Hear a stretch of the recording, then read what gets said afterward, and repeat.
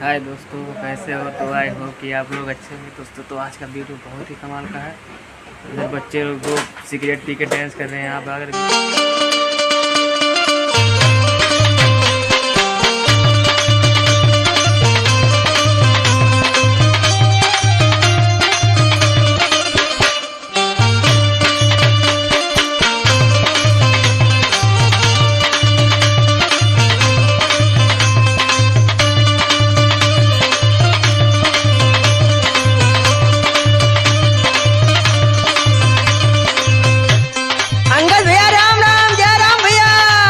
अरे राम राम राम राम कलू भैया, काल चालवा करे कुछ व्यवस्था होता बा? कौन व्यवस्था भैया? अरे उन्हें हर्बल वाली चिमनी। अरे मर्दे का गजब बजा के लिए कुछ खुल के बताइबा। मार दे तोरे ना समझ में आवत। सुनो, आवा कल्लू भाई होता गौता तानी बीड़ी,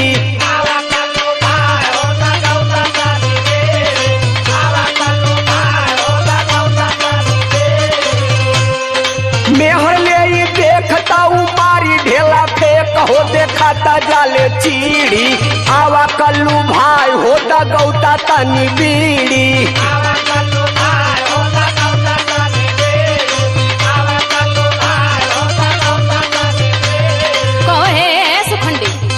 भगवा की नहीं हंसे दांत मर्दे ही तो जो है ना आइला हम। हाँ तो तोके बोलावा लगे, हम तो चाहिए कि तू मत लौको। आई न तो हम अब देखत है। रुको, पिया पिया चोर उच्च खाइब तो है माजा।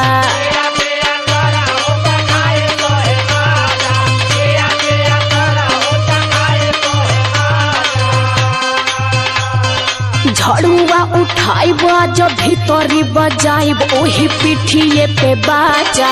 पिया पिया चोर उच्च खाइब तो है माजा।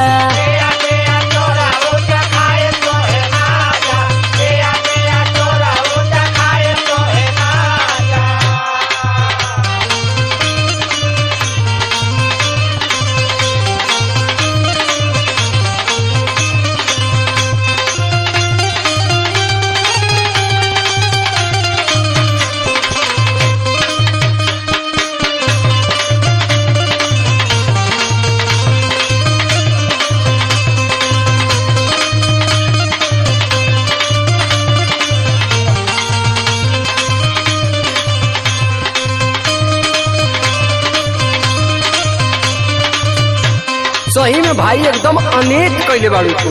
अच्छा, हम अनेक कैले हैं। तई अनेक ना तो का हो? किरिया धराई के छोड़ा वालू तू गाजावा।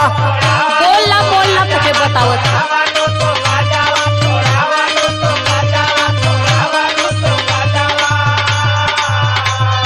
बीड़ियों पे काहे तो हर सना के मिजा जावा।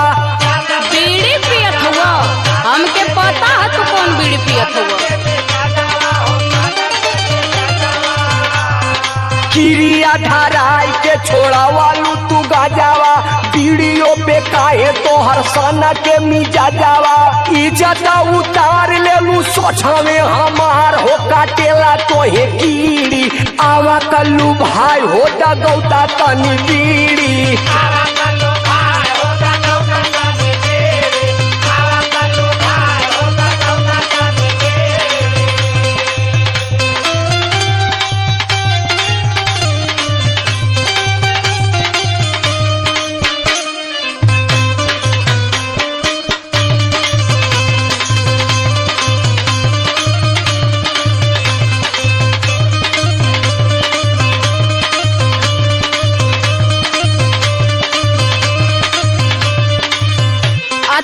सोचेला बुढ़ के पानी पीबा तो हमके पता ना चली। का पता चल गलो भाई बतावा। सुनो, खेलो तारा खेल हमके पता बाटे लागल।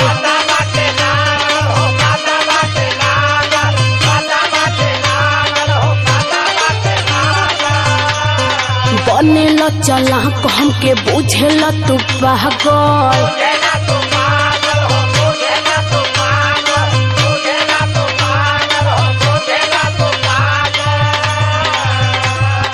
खेलो तारा खेल हमके पता बाटे लागल।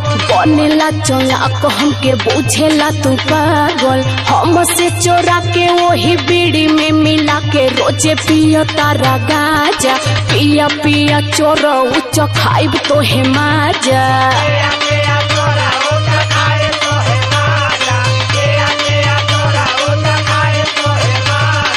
आवा कल्लू भाई होता गौता तनी बीड़ी पिया पिया चोर उच्च खाइब तो हे माजा। आवा कल्लू भाई होता गौता तनी बीड़ी पिया पिया चोर उच्च खाइब तो हे माजा। कोनो साला बता दिले बा का